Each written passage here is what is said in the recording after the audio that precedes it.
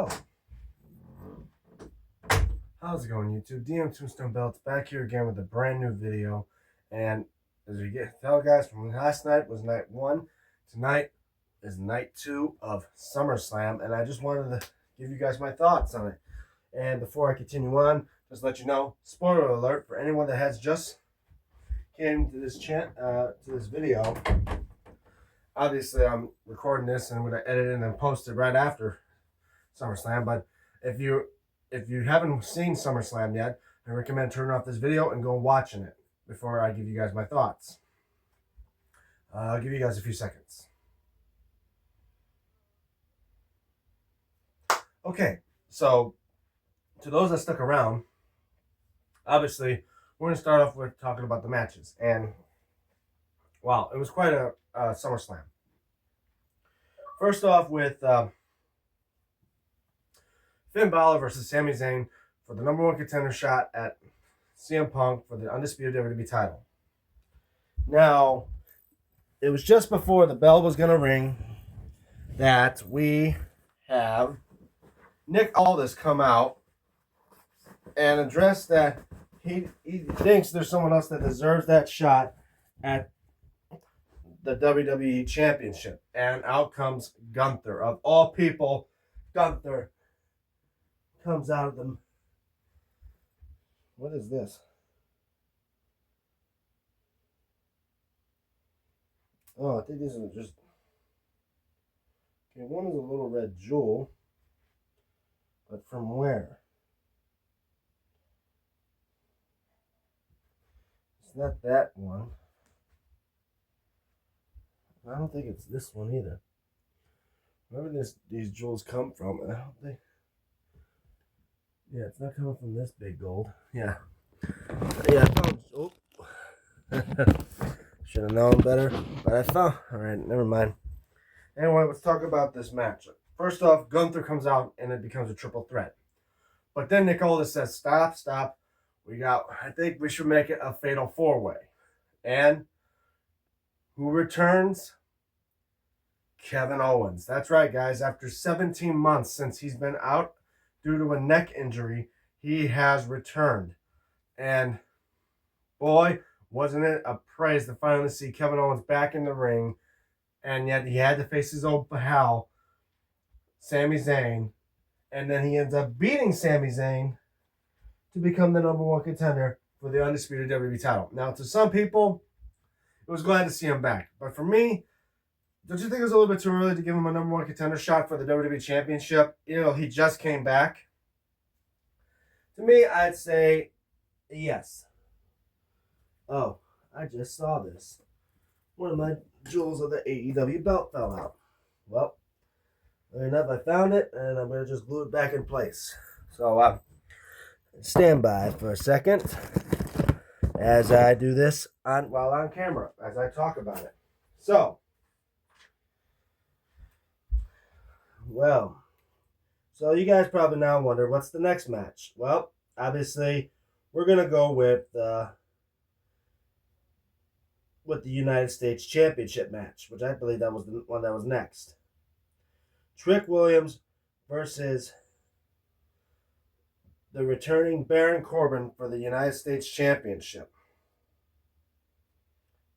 And I say it could have gone either way. I think that Trick came so close, but yet with having little Yanni on his side, I knew he would get involved in some way, shape, and or form.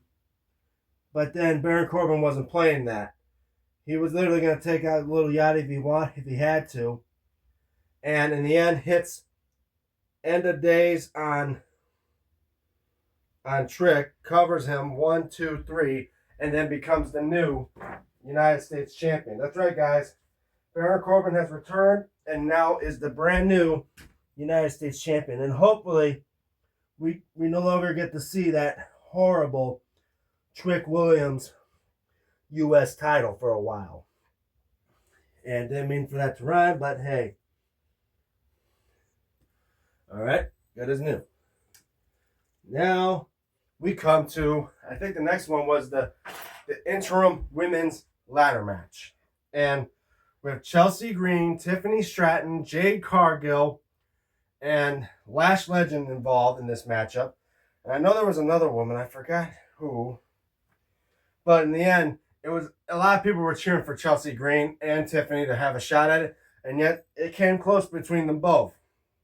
But in the end, all was left standing was Chelsea Green when she grabbed the belt, pulled it down, and Chelsea Green is now the new interim women's champion. So, congratulations to Chelsea Green. I think she really deserved that match and that title. Next, we'll do Human Money's on a pole match. Dirty Dominic Mysterio versus Danhausen. You are cursed. Alright, guys, I don't have that type of power. At least yet. But, yes. Dirty Dom and Danhausen battling for $100,000 on a pole. Literally, it was just a bag of cash that has a dollar symbol on it. And normally, I would never suspect Danhausen to lose. After all, he's the biggest hit in WWE right now. And the fact for him to lose the match, it would definitely kill his vibe. And the fact that he's undefeated so far, I don't see him losing this match. And yet, glad to see that during this matchup, it could have gone either way. But then JD McDonough gets involved, helping Dirty Dom. And when he was trying to hold Danhausen down to try not to get to the money, out comes Joe Hendry with a guitar and smashes it over JD McDonough's back, taking him out of the match. Then it's a fair match between between Dirty Dom and Danhausen. They both climbing up to the corner to grab the cash. Dirty Dom kicks Danhausen down to where he's trapped, where the rope goes between his legs, as most people say he caught up on the ropes. But before Dirty Dom can even grab the cash, Danhausen, you are cursed, sets off the power, sending Dirty Dom out of the ring. Danhausen gets back and then climbs up, grabs the cash, and wins the match. That's right, guys. Danhausen wins, and he's still undefeated. Along with the help of Joe Hendry and his little mini-Hausens, he decides, ask the referee for something, but then he starts throwing out the cash away to the fans. But it turns out it wasn't even actual human monies. It was Danhausen cash, meaning it was just prop money. It's not real legal tender. Normally, I don't think WWE's allowed to do that ever since after, 2007, when Donald Trump started doing that. I don't know why. But anyway, Danhausen wins that match. Next, we have the second to the final matchup with Penta defending his Intercontinental Championship against Chad Gable. And I gotta say, I think Chad Gable deserved this shot to become the Intercontinental Champion. And yet Penta was giving it his all. And in the end, when Chad Gable put in the ankle lock on Penta was trying to escape, but there was no way he could get out other than to tap out. And yet when he tapped out, I was shocked to finally see that Chad Gable finally received his first singles championship after so long. Even though, yeah, technically it ain't his first singles champion when he was El Grande Americano, when he was the speed champion. Technically, I guess that doesn't count since he was a different character. Who knows? But they claim the Intercontinental Championship is his first ever singles championship. But yeah, he goes in there with his family. I think it's his wife and 3 kids, and his parents. All of them saying he's Chad Gable. He grew up in this town in Minnesota, and now he's finally the Intercontinental Champion. And I say he proudly deserved that shot. Then we come to the main event. The OTC, Roman Reigns, defending his World Heavyweight Championship against his former Shield friend and so-called little brother, the visionary, the revolutionary, Seth freaking Rollins. And when they were coming out, first off, Seth Rollins came out, and the intro was starting to have that hint of the Shield when you hear the intro, but then it just dies out. Then you hear his normal theme. So it looked like he was going to do a bit. He was going to add salt to the wound, becoming back out against Roman in his Shield persona. but I guess he just wanted to do it normally. Then out comes Roman. They defend the title, and these two were battling out back and forth. Stomp, spear, Superman punch, and a pedigree. Literally, to the point they were battling out to the fans. And before Seth Rollins tried to even spear Roman through a barricade, Roman grabs him, puts him in a guillotine. Not once, but twice. Yet Seth Rollins survives. In the end, eventually, it takes out the ref, and then Roman spears the ref and takes him out for a little while, to where they involve now bringing out a chair, and Roman wanted to hit Rollins in the back with a chair, but he's done that numerous times and see how well they got him. He decided no. He throws the chair away, and they both do this fair and square, duking it out. One hitting a pedigree, one basically giving him a power bomb or something like that, or no, buckle bomb into the corner. Literally, both of them came real close. First off, Rollins hitting a stomp on Reigns. It didn't keep him down. He was going for an avalanche stomp. He misses. Roman hits him with the spear. Knowing that wasn't going to be enough. So he runs to the ropes, hits him with a super spear. Out comes the ref as he gives him a count, a pinfall. 1, 2, 3, and Rollins loses the match. Roman finally conquers his inner demon and beats Seth Rollins and retains the world title. But it doesn't end there. They stand in the middle of the ring. Roman holds his fist up. Rollins grabs a little mask to pay tribute to I also forgot they also did a bit of a dirty deeds thing. They're paying homage to Dean Ambrose, who is now Jon Moxley in AEW. But they had a little mask to pay tribute to Mox. They lay it in between each other and do the fist for one last tribute to the Shield. After all, this was probably going to be the last time either one of them were going to face each other in the ring. Maybe, maybe not. Who knows? But I tell you, it was one hell of a main event. And for this ending of SummerSlam, I got to say, I gave night 1 about a 7 out of 10. I give night 2, I'm giving it a 9.5 out of 10.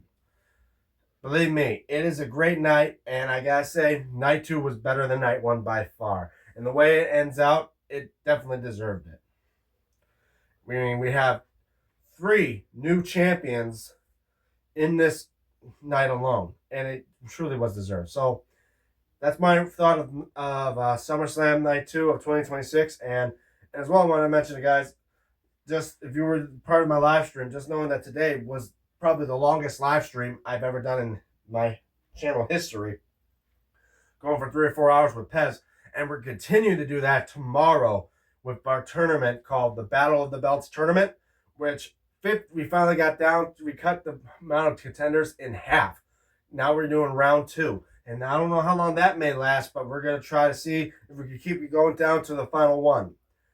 We're not sure, but we're going to try to see what we do there. Anyway, that is it for me today. So I hope you guys enjoyed this video. Make sure you leave a comment below what you guys think. And never, guys, stay tuned, because I know down this week, or then within the month, by the end of the month, I'm going to try to announce the winner of the 900 subscriber belt giveaway. Never. We already have 6 entries in right now. The more, the better, because it gives everybody else an easier chance to win. But never, if you want to have a chance to win a homemade belt made by yours truly, enter in on that contest by going to the 900 subscriber giveaway belt video. Comment below what's your favorite homemade belt, and never add the N hashtag DMT900, but never, you got to be a subscriber. If you're not a subscriber, and if you don't put those in, I won't even consider you. But anyway, I'm going to end this video here, so if you guys don't forget to leave your comments below, like, share, and subscribe if you haven't already. Shoutouts again to Pez, Holly of Chaos, Dex, Steven Hammer, and Brother Kane. Check out their channels and tell them DM Tombstone sent you. These are great friends of mine, and I definitely deserve to give them a shout out. And again, don't forget to ring that notification bell. Have matches start so you guys be notified for when I do live streams, which is going to be one tomorrow around noon, and other videos down the line. Obviously, there's probably not going to be any unboxing videos for a little while, after all, because of the last 2 incidences I mentioned on my live stream. But anyway, don't forget to follow me on my social media, like on X at DM296, and as well on Instagram at DM96, where I may post stuff there if I post stuff here on YouTube. I'm DM Tombstone Belts, And I'll see you guys tomorrow for another live stream episode of the Tombstone Live. Have a good night, everybody.